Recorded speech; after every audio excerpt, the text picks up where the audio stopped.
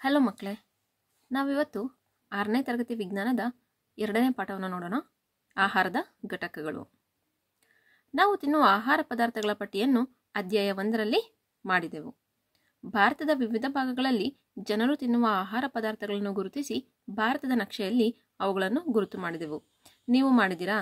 ನಿಮಗೇನಾದರೂ ಇದು ಗುರುತು ಮಾಡಿರೋಂಥ ನಕ್ಷೆ ಬೇಕು ಅಂದರೆ ಕಮೆಂಟ್ ಮಾಡಿ, ನಾನು ನಿಮಗೆ ಹಾಕ್ತೀನಿ. ಒಂದು ಊಟವು ಚಪಾತಿ, ದಾಲ್ ಮತ್ತು ಬದನೆಕಾಯಿ ಪಲ್ಯವನ್ನು ಒಳಗೊಂಡಿರಬಹುದು. ಇನ್ನೊಂದರಲ್ಲಿ ಅನ್ನ, ಸಾಂಬಾರ್ ಮತ್ತು ಬೆಂಡೆಕಾಯಿ ಪಲ್ಯ ಇರಬಹುದು. ಮತ್ತೊಂದರಲ್ಲಿ ಪಡ್ಡು ಅಂದರೆ ಗುಂಡ್ಪಂಗ್ಳು ಅಥವಾ ದೋಸೆ, ಮೀನಿನ ಸಾರು ಮತ್ತು ತರಕಾರಿಗಳು ಇರಬಹುದು. ಅಂದರೆ ಒಂದೊಂದು, ನಾನು ಮುಂಚಿನ ಕ್ಲಾಸಲ್ಲಿ ಹೇಳ್ದಂಗೆ ಒಂದೊಂದು ಕಡೆನೂ ಒಂದೊಂದು ರೀತಿಯ ಅಡುಗೆಗಳನ್ನು ಮಾಡ್ತಾರೆ, ಅಂದರೆ ಆಹಾರವನ್ನು ತಿಂತಾರೆ. ಸೊ ಒಂದು ಊಟ ಒಂಥರ ಇದ್ದರೆ ಇನ್ನೊಂದು ಊಟ ಇನ್ನೊಂದು ಥರ ಇರುತ್ತೆ. ಚಟುವಟಿಕೆ 1. ಸಾಮಾನ್ಯವಾಗಿ ನಮ್ಮ ಊಟಗಳಲ್ಲಿ ಯಾವುದಾದ್ರೂ ಒಂದು ರೀತಿಯ ಧಾನ್ಯದಿಂದ ಮಾಡಿದ ಕನಿಷ್ಠ ಒಂದಾದರೂ ಪದಾರ್ಥ ಇರುತ್ತದೆ. ಧಾನ್ಯ ಅಂದರೆ ಕಾಳುಗಳು. ಈಗ ನಾವು ಪ್ರತಿನಿತ್ಯ ಊಟ ಮಾಡ್ತೀವಲ್ವಾ, ನೀವು ಇಡ್ಲಿ ತಿಂತೀರಾ, ಚಪಾತಿ ತಿಂತೀರಾ, ದೋಸೆ, ಉಪ್ಪಿಟ್ಟು, ಚಿತ್ರಾನ್ನ, ಪುಳಿಯೋಗರೆ, ಪಲಾವ್, ಏನಾದರೂ ತಿನ್ನಿ, ಅದರಲ್ಲಿ ಯಾವುದಾದ್ರೂ ಒಂದು ಧಾನ್ಯ ಇದ್ದೇ ಇರುತ್ತಲ್ವಾ. ಇಲ್ಲ ರಾಗಿ ಇರುತ್ತೆ, ಇಲ್ಲ ಗೋಧಿ ಇರುತ್ತೆ, ಇಲ್ಲ ಜೋಳ ಇರುತ್ತೆ, ಇಲ್ಲ ಭತ್ತ ಇರುತ್ತೆ, ಇಲ್ಲ ಸಜ್ಜೆ ಇರುತ್ತೆ. ಯಾವುದಾದ್ರೂ ಒಂದು ಧಾನ್ಯ ಇದ್ದೇ ಇರುತ್ತೆ ನಮ್ಮ ಊಟದಲ್ಲಿ. ಇತರ ಪದಾರ್ಥಗಳಾದ ದಾಲ್ ಅಥವಾ ಮಾಂಸದ ಅಡುಗೆ ಮತ್ತು ತರಕಾರಿಗಳು ಇರಬಹುದು. ಅಂದರೆ ದಾಲು, ಈಗ ಚಪಾತಿ ಅಥವಾ ರೋಟಿಗೆ ದಾಲು, ಅಥವಾ ಮುದ್ದೆ ಮಾಡಿದಾಗ ಮಾಂಸದ ಅಡುಗೆ ಅಂದರೆ ಮಟನ್ ಸಾರು, ಚಿಕನ್ ಸಾಂಬಾರು ಮಾಡಿಬಿಟ್ಟು ಅದಕ್ಕೆ ಮುದ್ದೆ. ತರಕಾರಿಗಳು, ಪಲಾವ್ ಅದೆಲ್ಲ ಮಾಡಿದಾಗ ತರಕಾರಿಗಳನ್ನ ಹೆಚ್ಚಾಗಿ ಬಳಸ್ತೀವಿ. ಮೊಸರು, ಬೆಣ್ಣೆ, ಹಾಲು ಮತ್ತು ಉಪ್ಪಿನಕಾಯಿಗಳನ್ನು ಸಹ ಒಳಗೊಂಡಿರಬಹುದು. ನಮ್ಮ ಕಡೆ ಎಲ್ಲ ಅದು ಕಾಮನ್ ಅಲ್ವಾ, ಒಂದು ಊಟ ಅಂದರೆ ಉಪ್ಪಿನಕಾಯಿ ಇರುತ್ತೆ, ಇದು ಮೊಸರು ಇರುತ್ತೆ, ಮಜ್ಜಿಗೆ ಇರುತ್ತೆ ಅಲ್ವಾ. ಕೋಷ್ಟಕ 2.1ರಲ್ಲಿ ವಿವಿಧ ಪ್ರದೇಶಗಳ ಊಟದ ರೀತಿಯ ಕೆಲವು ಉದಾಹರಣೆಗಳನ್ನು ನೀಡಲಾಗಿದೆ. ಅಧ್ಯಾಯ 1ರಲ್ಲಿ ನೀವು ನಕ್ಷೆಯಲ್ಲಿ ಚಿತ್ರಿಸಿದ ಆಹಾರ ಪದಾರ್ಥಗಳನ್ನು ಆಯ್ಕೆ ಮಾಡಿ ಈ ಪಟ್ಟಿಗೆ ಇನ್ನೂ ಕೆಲವು ಊಟದ ರೀತಿಗಳನ್ನು ಸೇರಿಸಿ ಮತ್ತು ಕೋಷ್ಟಕ 2.1ರಲ್ಲಿ ನಮೂದಿಸಿ. ಅಂದರೆ ಇಲ್ಲೊಂದು ಕೆಲವೊಂದು ಉದಾಹರಣೆಗಳನ್ನ ಕೊಟ್ಟಿದ್ದಾರೆ. ಅಂದರೆ ಯಾವ್ಯಾವ ರಾಜ್ಯದಲ್ಲಿ ಯಾವ್ಯಾವ ರೀತಿಯ ಸಾಮಾನ್ಯ ಊಟಗಳು. ಈಗ ನಮಗೆ ಕರ್ನಾಟಕ ಅಂದರೆ ನಮಗೆ ಮೊದಲು ಏನು ಬರುತ್ತೆ, ಮೊದಲು ನಮಗೆ ಜ್ಞಾಪಕ ಬರೋದೆ ರಾಗಿ ಮುದ್ದೆ, ಯಾಕಂದರೆ ನಮ್ಮ ಕರ್ನಾಟಕ ರಾಗಿ ಮುದ್ದೆಗೆ ಫೇಮಸ್. ಅದೇ ಥರ ಒಂದೊಂದಕ್ಕೂ ಕೂಡ ಅದರದ್ದೇ ಆದ ಒಂದು ಟ್ರೆಡಿಷ್ನಲ್ ಊಟಗಳಿರ್ತದೆ. ಸೊ ಅದನ್ನು ಇಲ್ಲಿ ಒಂದು ಕೊಟ್ಟಿದ್ದಾರೆ. ಯಾವುದಪ್ಪ ಉದಾಹರಣೆಗಳು ಕೊಟ್ಟಿದ್ದಾರೆ ಅಂದರೆ, ಯಾವ ರಾಜ್ಯ ಅಂದರೆ ಫಸ್ಟು ಪಂಜಾಬ್ ರಾಜ್ಯ. ಧಾನ್ಯದ ಪದಾರ್ಥ ಇಲ್ಲಿ ಮೆಕ್ಕೆಜೋಳದ ರೊಟ್ಟಿ. ಪಂಜಾಬ್ನಲ್ಲಿ ಹೆಚ್ಚಾಗಿ ಮೆಕ್ಕೆಜೋಳದ ರೊಟ್ಟಿಗಳನ್ನು ಉಪಯೋಗಿಸ್ತಾರೆ. ಬೇಳೆ ಅಥವಾ ಮಾಂಸದ ಪದಾರ್ಥ ಅಂದರೆ ರಾಜ್ಮಾ. ರಾಜ್ಮಾ ಅಂತ ಕೇಳಿದಿರ, ಇದು ನಾವು ಯೂಸ್ ಮಾಡೋಂಥ ಅಳಸಂದೆ ಕಾಳು ಇರುತ್ತಲ್ಲ ಅದೇ ಥರ ಇರುತ್ತೆ, ಬಟ್ ಅದಕ್ಕಿಂತ ದೊಡ್ಡದಾಗಿರುತ್ತೆ. ಸೊ ಇದನ್ನು ರಾಜ್ಮಾ ಅಥವಾ ಕಿಡ್ನಿ ಬೀನ್ಸ್ ಅಂತ ಕರೀತಾರೆ. ತರಕಾರಿಗಳು, ಸಾಸಿವೆ ಎಲೆ ಸಾರು. ಸಾಸಿವೆ ಎಲೆ ಅಂದರೆ ಸಾಸಿವೆ ಎಲೆ ಅಂದರೆ ಈಗ ನಾವು ಪಾಲಕ್ ಸೊಪ್ಪು, ಮೆಂತ್ಯ ಸೊಪ್ಪು ಎಲ್ಲ ತಿಂತೀವಲ್ವ, ಅದೇ ಥರ ಅವರು ಸಾಸಿವೆ ಎಲೆಗಳನ್ನು ಉಪಯೋಗಿಸ್ಕೊತಾರೆ ಅವ್ರ ಊಟಕ್ಕೆ. ಈ ಥರ ಅಂದರೆ ಮೊಸರು, ತುಪ್ಪ. ನೆಕ್ಸ್ಟ್ ಆಂಧ್ರ ಪ್ರದೇಶಕ್ಕೆ ಬಂದರೆ ಇಲ್ಲಿ ಅನ್ನ, ಧಾನ್ಯದ ಪದಾರ್ಥ ಹೆಚ್ಚಾಗಿ ಅಕ್ಕಿಯನ್ನು ಉಪಯೋಗಿಸ್ತಾರೆ. ದೆನ್ ಬೇಳೆ ಮಾಂಸದ ಪದಾರ್ಥ ಅಂದರೆ ತೊಗರಿಬೇಳೆ ಮತ್ತು ರಸಮಾರು. ಹೆಚ್ಚಾಗಿ ಪಪ್ಪು ಅಂತ ಮಾಡ್ತಾರೆ, ಕೇಳಿದ್ದೀರಾ? ಪಪ್ಪು ಅಂದರೆ ಅಲ್ಲಿ ಜಾಸ್ತಿ ಬೇಳೆಗಳನ್ನ ಉಪಯೋಗಿಸ್ಕೊಂಡು ಮಾಡ್ತಾರೆ. ಅದೊಂದು ಟ್ರೆಡಿಷ್ನಲ್ ಆಂಧ್ರ ಪ್ರದೇಶದ ಡಿಶ್ ಅದು. ತರಕಾರಿಗಳು, ತೊಂಡೆಕಾಯಿ ಒಂದೇ ಅಂತಲ್ಲ, ಇನ್ನು ಬೇರೆ ಬೇರೆ ಎಲ್ಲ ಯೂಸ್ ಮಾಡ್ತಾರೆ. ಇಲ್ಲಿ ಒಂದು ಉದಾಹರಣೆ ಕೊಟ್ಟಿದ್ದಾರೆ. ಈ ಥರ ಮಜ್ಜಿಗೆ, ತುಪ್ಪ, ಉಪ್ಪಿನಕಾಯಿ. ನೋಡ್ರ, ಕರ್ನಾಟಕ, ತಮಿಳುನಾಡು, ಆಂಧ್ರ ಕಡೆ ಎಲ್ಲ ಉಪ್ಪಿನಕಾಯಿ ಫೇಮಸ್ಸು. ಕೆಲವೊಮ್ಮೆ ನಮ್ಮ ಊಟದಲ್ಲಿ ಈ ಎಲ್ಲ ವೈವಿಧ್ಯತೆ ನಿಜವಾಗಿಯೂ ಇಲ್ಲದಿರಬಹುದು. ಅಂದರೆ ಎಲ್ಲ ಊಟನೂ ಇದೇ ಥರನೇ ಇರುತ್ತೆ ಅಂತ ಹೇಳೋಕ್ಕಾಗಲ್ಲ. ನಾವು ಪ್ರಯಾಣ ಮಾಡುವ ಸಂದರ್ಭದಲ್ಲಿ ದಾರಿಯಲ್ಲಿ ಸಿಗುವ ಯಾವುದೇ ಆಹಾರ ಪದಾರ್ಥವನ್ನು ತಿನ್ನುತ್ತೇವೆ. ಈಗ ನಾವು ಒಂದು ಊರಿಂದ ಇನ್ನೊಂದು ಊರಿಗೆ ಭಾಳ ದೂರ ಜರ್ನಿ ಮಾಡುವಾಗ ಏನು ಮಾಡ್ತೀವಿ, ಮಧ್ಯದಲ್ಲಿ ಯಾವ್ದಾದ್ರು ಹೋಟೆಲಲ್ಲಿ ಸ್ಟಾಪ್ ಕೊಟ್ಟಾಗ ನನಗೆ ಬೇಳೆ ಸಾರೇ ಬೇಕು, ಅನ್ನನೇ ಬೇಕು ಅಂತ ಸಿಗುತ್ತಾ, ಅಲ್ಲಿ ಏನಿರುತ್ತೋ ನಾವು ಅದನ್ನು ತಿಂತೀವಿ.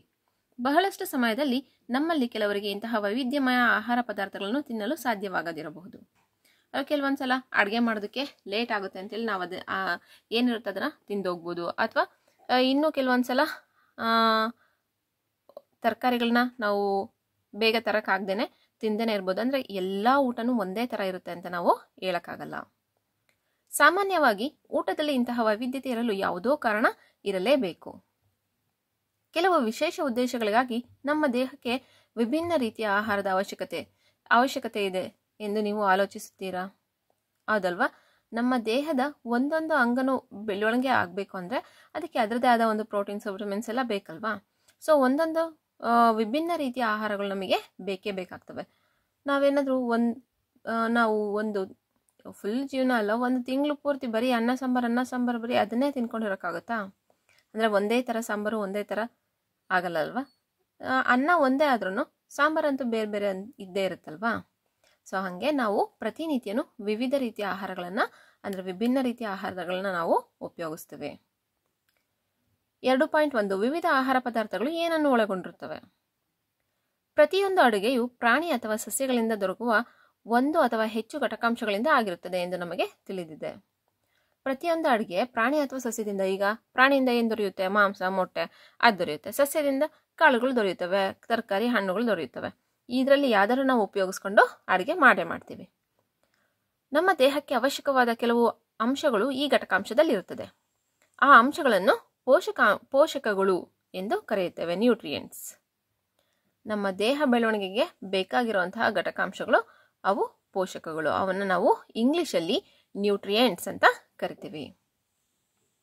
ಕಾರ್ಬೋಹೈಡ್ರೇಟ್ಗಳು, ಪ್ರೋಟೀನ್ಗಳು, ಕೊಬ್ಬು, ವಿಟಮಿನ್ಗಳು ಮತ್ತು ಖನಿಜಗಳು ನಮ್ಮ ಆಹಾರದಲ್ಲಿರುವ ಮುಖ್ಯ ಪೋಷಕಗಳು. ನಮ್ಮ ಆಹಾರದಲ್ಲಿ ಏನಿರುತ್ತೆ? ಪ್ರೋಟೀನ್ಸ್ ಇರುತ್ತೆ, ಕೊಬ್ಬು ಇರುತ್ತೆ ಅಂದರೆ ಫ್ಯಾಟು, ವಿಟಮಿನ್ಸ್ ಇರುತ್ತೆ, ಮತ್ತು ಖನಿಜಗಳು ಅಂದರೆ ಮಿನರಲ್ಸ್. ಇವು ನಮ್ಮ ಆಹಾರದಲ್ಲಿರುವಂತಹ ಮುಖ್ಯ ಪೋಷಕಗಳು. ಇದರ ಜೊತೆಗೆ ನಮ್ಮ ದೇಹಕ್ಕೆ ಅವಶ್ಯಕವಾದ ನಾರು ಪದಾರ್ಥಗಳು ಮತ್ತು ನೀರನ್ನು ಸಹ ಆಹಾರ ಒಳಗೊಂಡಿರುತ್ತದೆ. ನಾರು ಪದಾರ್ಥ ಅಂದರೆ ಫೈಬರ್ ಕಂಟೆಂಟ್ ಮತ್ತು ನೀರು.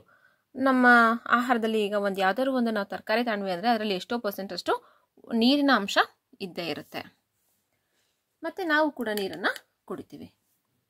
ಈ ಎಲ್ಲ ಪೋಷಕಗಳು ಎಲ್ಲ ಆಹಾರ ಪದಾರ್ಥಗಳು ಒಳಗೊಂಡಿರ್ತವೆ. ಅಂದರೆ ಈ ಏನೇನು ಇವಾಗ ಪೋಷಕಾಂಶಗಳಂತ ಹೇಳಿದ್ವಲ್ಲ, ಕಾರ್ಬೋಹೈಡ್ರೇಟ್ಸು, ಪ್ರೋಟೀನ್ಸು, ಕೊಬ್ಬು, ವಿಟಮಿನ್ನು, ಖನಿಜಗಳು, ನಾರು ಪದಾರ್ಥ, ಇವನ್ನೆಲ್ಲನೂ ಒಳಗೊಂಡಿರುತ್ತಾ ಯಾವ್ದಾದ್ರು ಒಂದು ಅಂದರೆ ಎಲ್ಲ ಆಹಾರ ಪದಾರ್ಥಗಳು ಇಲ್ಲ ಅಲ್ವಾ. ಅಂದರೆ ಯಾವ ಥರ ಅಂದರೆ ಉದಾಹರಣೆಗೆ ಈಗ ನಾವು ಬದನೆಕಾಯಿ ಅಂತ ತಗೊಳ್ಳೋಣ. ಬದನೆಕಾಯಿಯಲ್ಲಿ ಇವೆಲ್ಲ ಅಂಶಗಳು ಇರ್ತವಾ?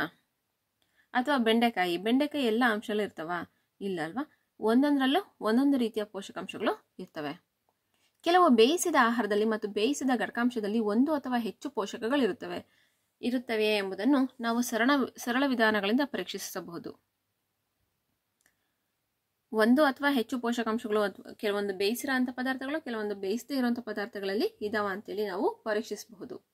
ಇತರ ಪೋಷಕಗಳನ್ನು ಗುರುತಿಸುವ ಪರೀಕ್ಷೆಗಳಿಗೆ ಹೋಲಿಸಿದರೆ ಕಾರ್ಬೋಹೈಡ್ರೇಟ್ಗಳು, ಪ್ರೋಟೀನ್ಗಳು ಮತ್ತು ಕೊಬ್ಬುಗಳ ಇರುವಿಕೆಯನ್ನು ತೋರಿಸುವ ಪರೀಕ್ಷೆಗಳು ಬಹಳ ಸರಳ.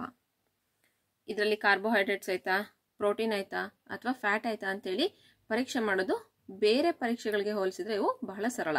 ನಾವು ಪರೀಕ್ಷೆಗಳನ್ನು ಮಾಡೋಣ ಮತ್ತು ಕೋಷ್ಟಕ 2.2ರಲ್ಲಿ ನಮ್ಮ ಎಲ್ಲ ವೀಕ್ಷಣೆಗಳನ್ನು ದಾಖಲಿಸೋಣ. ಇಲ್ಲಿ ಒಂದು ಕೋಷ್ಟಕ 2.2ರಲ್ಲಿ ನಮಗೆ ಏನೇನು ಪರೀಕ್ಷೆಗಳನ್ನ ಮಾಡ್ತೀವಲ್ವ ಅದರದ ರಿಸಲ್ಟನ್ನು ನೋಡೋಣ.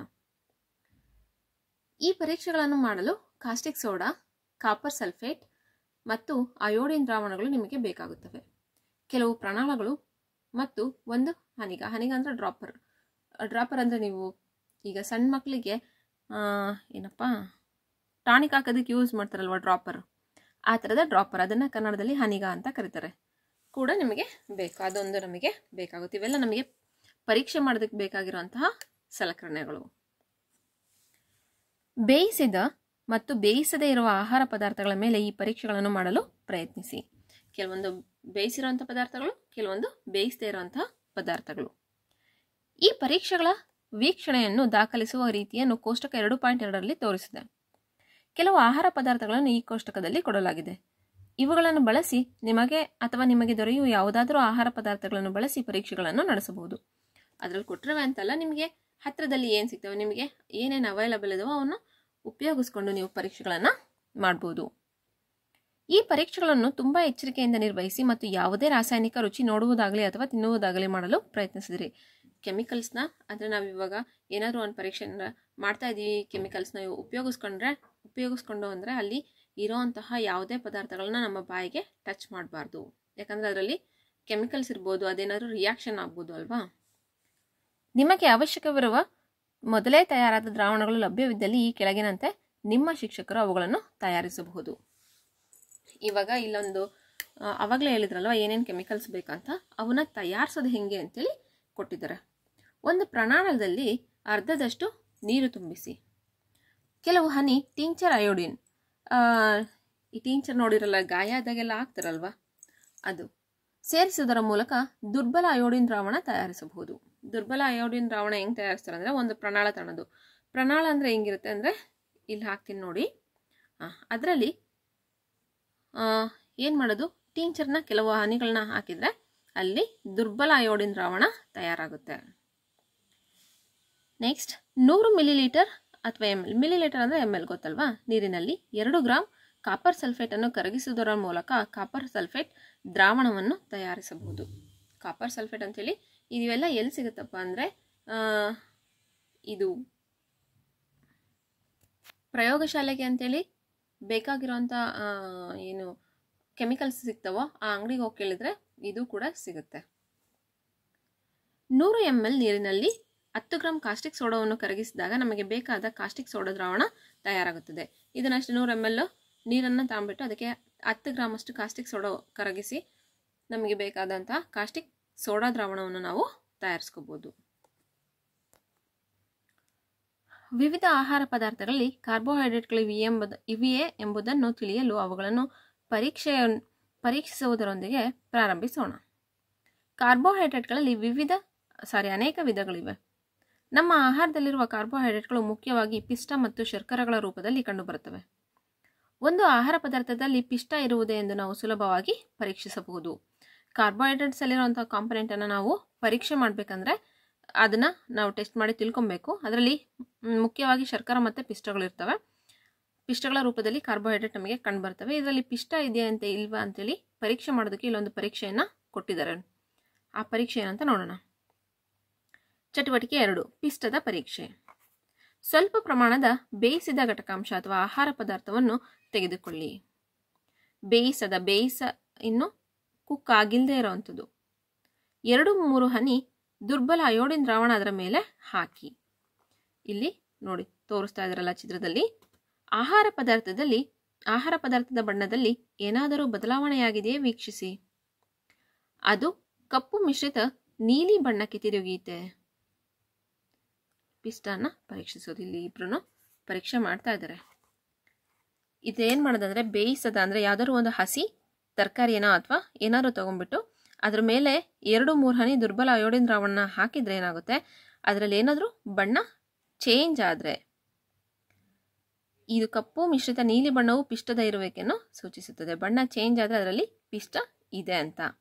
ಇತರೆ ಆಹಾರ ಪದಾರ್ಥಗಳಲ್ಲಿ ಪಿಷ್ಟದ ಇರುವಿಕೆಯನ್ನು ಕಂಡುಹಿಡಿಯಲು ಈ ಪರೀಕ್ಷೆಯನ್ನು ಪುನರಾವರ್ತಿಸಿ. ನಿಮ್ಮ ಎಲ್ಲ ವೀಕ್ಷಣೆಯನ್ನು ಕೋಷ್ಟಕ 2.2ರಲ್ಲಿ ನಮೂದಿಸಿ. ಸೊ ಇದರಲ್ಲಿ ಏನು ಮಾಡಿದ್ದಾರೆ ಇವರು, ಪಿಷ್ಟ ಇದೆಯಾ ಇಲ್ಲ ಅಂತೇಳಿ ಕಂಡುಹಿಡಿದಿದ್ದಾರೆ. ಸೊ ಇದರಲ್ಲಿ ಅದು ಲೈಟಾಗಿ ಬಣ್ಣ ತಿರುಗ್ತಾ ಇತ್ತಲ್ವ, ಅದಕ್ಕೆ ಇದರಲ್ಲಿ ಇದೆ ಅಂತೇಳಿ. ಅದೇ ಥರ ನೀವು ಬೇರೆ ಬೇರೆ ರೀತಿಯ ತರಕಾರಿಗಳನ್ನ ತಗೊಂಡು ನೀವು ಅದನ್ನು ಪರೀಕ್ಷೆ ಮಾಡ್ಬೋದು. ಮುಂದಿಂದು ಪ್ರೋಟೀನ್ ಪರೀಕ್ಷೆ. ಸ್ವಲ್ಪ ಪ್ರಮಾಣದ ಆಹಾರ ಪದಾರ್ಥವನ್ನು ಪರೀಕ್ಷಿಸಲು ತೆಗೆದುಕೊಳ್ಳಿ. ಅಂದರೆ ಯಾವುದಾದ್ರೂ ಆಹಾರ ನಿಮ್ಮ ಮನೇಲಿ ಮಾಡಿರೋವಂಥದ್ದು ತಿಂಡಿನೋ ಊಟನೋ ಏನಾದರೂ ತಗೊಂಡ್ಬಿಟ್ಟು ನೀವು ಪರೀಕ್ಷಿಸಬೇಕಾಗಿರುವ ಆಹಾರ ಗಟ್ಟಿಯಾಗಿದ್ದರೆ, ನೀವೇನಾದರೂ ಈಗ ಗಟ್ಟಿಯಾಗಿರುವಂಥ ಆಹಾರನ ನೀವು ಪರೀಕ್ಷೆ ಮಾಡ್ತೀರಂದರೆ ಮೊದಲು ಅದರ ಪೇಸ್ಟ್ ಅಥವಾ ಪುಡಿ ಮಾಡಬೇಕಾಗುತ್ತೆ. ಈಗ ಫಾರ್ ಎಕ್ಸಾಂಪಲ್ ಬೆಲ್ಲದ ಮೇಲೆ ನೀವು ಮಾಡ್ತಾ ಇದ್ದೀರಾ ಅಂದರೆ ಬೆಲ್ಲ ತಗೊಂಡು ಪುಡಿ ಮಾಡ್ಕೋಬೇಕು. ಅನ್ನ ಮಾಡ್ತೀರಾ ಅಂದರೆ ಅನ್ನನ ಸ್ವಲ್ಪ ನುಣ್ಣಗೆ ಪೇಸ್ಟ್ ಮಾಡ್ಕೊಬೇಕು. ಸ್ವಲ್ಪ ಪ್ರಮಾಣದ ಈ ಆಹಾರ ಪದಾರ್ಥವನ್ನು ಅರಿಯೇರಿ ಅಥವಾ ಜಜ್ಜಿ ಅಂದರೆ ಅದನ್ನು ಪೇಸ್ಟ್ ಮಾಡ್ಕೊಳ್ಳೋದು.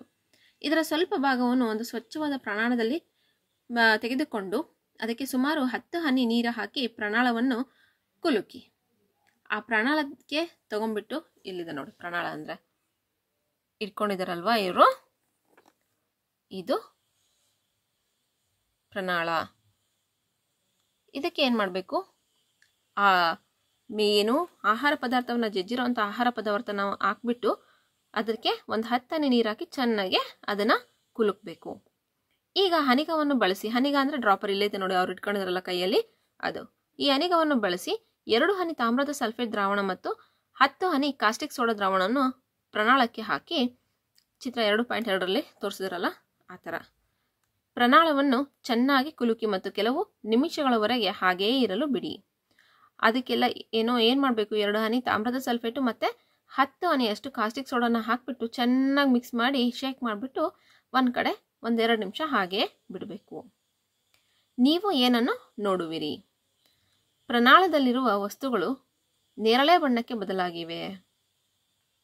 ಆಹಾರ ಪದಾರ್ಥದಲ್ಲಿ ಪ್ರೋಟೀನ್ ಇರುವಿಕೆಯನ್ನು ನೇರಳೆ ಬಣ್ಣವು ಸೂಚಿಸುತ್ತದೆ. ಆ ಥರ ಮಾಡಿದರೆ ನೀವು ಮಾಡಿರ್ತೀರಲ್ವ, ಅದು ಎಲ್ಲ ಮಿಕ್ಸ್ ಮಾಡಿ ಇಟ್ಟಿರ್ತೀರಲ್ವ, ಅದೇನಾದ್ರೂ ನೇರಳೆ ಬಣ್ಣಕ್ಕೆ ತಿರುಗಿತ್ತು ಅಂದರೆ ಅದರಲ್ಲಿ ಪ್ರೋಟೀನ್ ಇದೆ ಅಂತೇಳಿ ತೋರಿಸುತ್ತೆ. ಇತರ ಆಹಾರ ಪದಾರ್ಥಗಳಿಗೂ ಈ ಪರೀಕ್ಷೆಯನ್ನು ನೀವು ಪುನರಾವರ್ತಿಸಬಹುದು. ನಿಮ್ಗೆ ಯಾವ್ಯಾವುದರಲ್ಲಿ ಪ್ರೋಟೀನ್ ಐತೋ ಇಲ್ವೋ ಅಂತ ತಿಳ್ಕೊಬೇಕಂತ ನೀವು ಆಸೆ ಪಟ್ಟಿರ್ತೀರಲ್ವ, ಆ ಪದಾರ್ಥಗಳನ್ನ ಸೇಮ್ ಹಿಂಗೆ ಸ್ವಲ್ಪ ಪುಡಿ ಅಥವಾ ಪೇಸ್ಟ್ ಮಾಡ್ಕೊಳೋದು. 2 ಹನಿ ತಾಮ್ರದ ಸಲ್ಫೇಟ್, 10 ಹನಿ ಕಾಸ್ಟಿಕ್ ಸೋಡಾ ಹಾಕ್ಬಿಟ್ಟು ಮತ್ತೆ ಸ್ವಲ್ಪ 10 ಹನಿ ನೀರು ಹಾಕಿ ಚೆನ್ನಾಗಿ ಕುಲ್ಕಿ 1-2 ನಿಮಿಷ ಹಾಗೆ ಇಟ್ಟರೆ ಅದೇನಾದ್ರು ನೇರಳೆ ಕಲರ್ ತಿರುಗಿತ್ತು ಅಂದರೆ ಅದರಲ್ಲಿ ಪ್ರೋಟೀನ್ ಇದೆ ಅಂತ, ನೇರಳೆ ಬಣ್ಣಕ್ಕೆ ತಿರುಗಿಲ್ಲ ಅಂದರೆ ಅದರಲ್ಲಿ ಪ್ರೋಟೀನು ಇಲ್ಲ ಅಂತ ಅರ್ಥ. ಸೊ ಮಕ್ಕಳೇ, ನಿಮಗೆ ಇಲ್ಲಿವರೆಗೂ ಮಾಡಿರೋದು ಅರ್ಥ ಆಗಿದೆ ಅಂದ್ಕೊಂಡಿದ್ದೀನಿ. ನೆಕ್ಸ್ಟ್ ಮುಂದಿನ ಭಾಗವನ್ನು ಇನ್ನೊಂದು ವಿಡಿಯೋದಲ್ಲಿ ನೋಡೋಣ. Thank you.